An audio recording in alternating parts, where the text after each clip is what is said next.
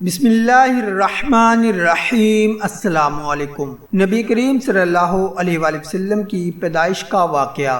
حضرت سیدہ آمنہ رضی اللہ تعالی عنہا فرماتی ہیں، حضور نبی کریم صلی اللہ علیہ وآلہ وسلم کی ولادت کے وقت میں گھر میں تنہا تھی اور جناب عبد المطلب رضی اللہ تعالی عنہ اس وقت طواف کعبہ میں مشغول تھے، اور حضرت سیدنا عبداللہ رضی اللہ تعالی عنہ ولادت مصطفیٰ صلی اللہ علیہ وآلہ وسلم سے 4 ماہ قبل مدینہ منورہ میں وصال فرما چکے تھے اور وہیں مدفون ہوئے تھے۔ پھر میں نے اپنی نگاہ بلند کی تو میں نے دیکھا کہ کوئی شے گھر کی چھت سے گھر میں داخل ہو رہی ہے، اور پھر مجھ پر ہیبت طاری ہو گئی، اور ایسا معلوم ہوتا تھا کہ کوئی سفید رنگ کی چیز ہے جو مجھے پینے کے لیے دی جا رہی ہے۔ میں نے اسے دودھ سمجھ کر نوش فرمایا، اور اس وقت میں پیاس محسوس کر رہی تھی۔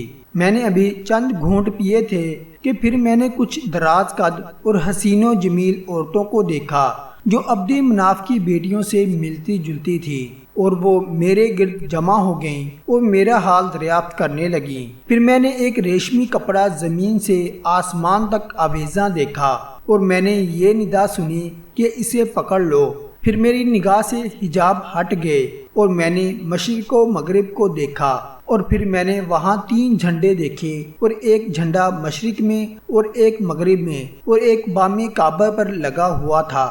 پھر بہت سی عورتیں میرے گرد جمع ہو گئیں، اور آپ صلی اللہ علیہ وآلہ وسلم پیدا ہوئے۔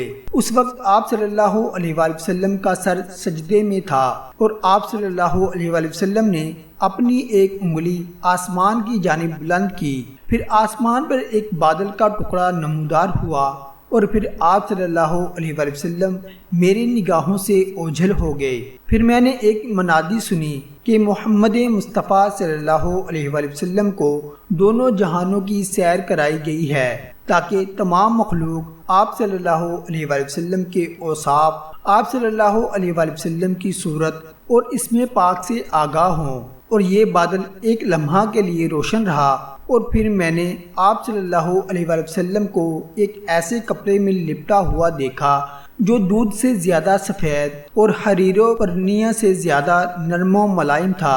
اور پھر ایک اور بادل آیا جو پہلے کی نسبت بڑا تھا، اور اس میں سے میں نے انسانوں اور گھوڑوں کی آوازیں سنی، اور یہ منادی سنائی دے رہی تھی کہ تمام جن و انس اور چرند و پرند کو محمد مصطفیٰ صلی اللہ علیہ وآلہ وسلم کی زیارت کرائی گئی ہے۔